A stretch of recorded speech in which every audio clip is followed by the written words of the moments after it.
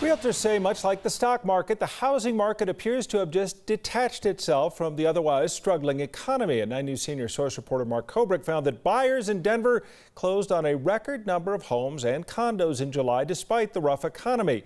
Mark joins us now. Mark, at the moment, realtors say there's only one thing they can see right now that might be able to stop it. And that would be another COVID shutdown. But short of that, the housing market continues to explode, setting new records every month, according to the Denver Metro Association of Realtors. And further, they are saying that Colorado Springs, for the third month in a row, is the hottest housing market in the United States. People figuring, I guess, if they have to work from home, they might as well live someplace beautiful, and that is Colorado.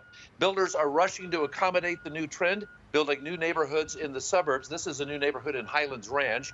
Commerce Department says new home construction was up 22.6% last month alone. All this new interest driven by three things, says the professional that we spoke with. Number one, low interest rates, of course, historically low. Number two, pent-up demand after sellers and buyers both stepped away from the market last spring in the shutdown.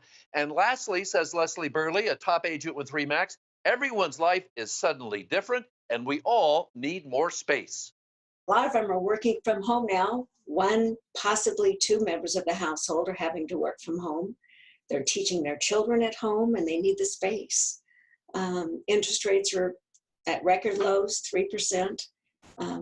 Folks are giving the opportunities to buy a bigger home, and they're leaving. Many of them are leaving the urban areas, going into the suburbs because the more wide open spaces, larger homes to take care of today's needs.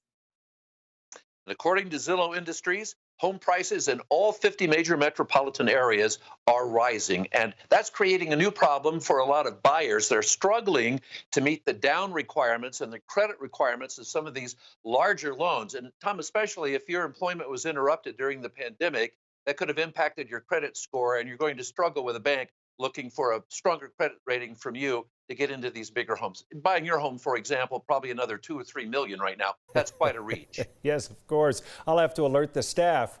Everyone, not everyone, but many people working from home. But the survey from the New York Times recently showed 86% of workers are happy with work from home situations.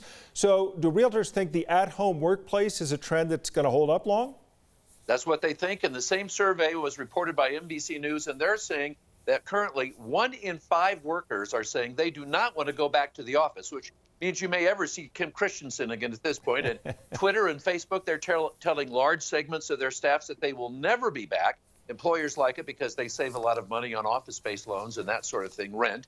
And many employers are now seeing the work at home phenomenon as a recruiting tool. If they have an employee they especially want who says they like working from home, then they'll accommodate them in order to get them as a worker in their workforce. Dramatic impact on real estate as far as people paying rent or mortgages for their houses. But commercial real estate, on the other hand, that's going in a different direction. Maybe we'll get to talk about that another time. Mark, it's always good to see you. There you go. Thanks as always.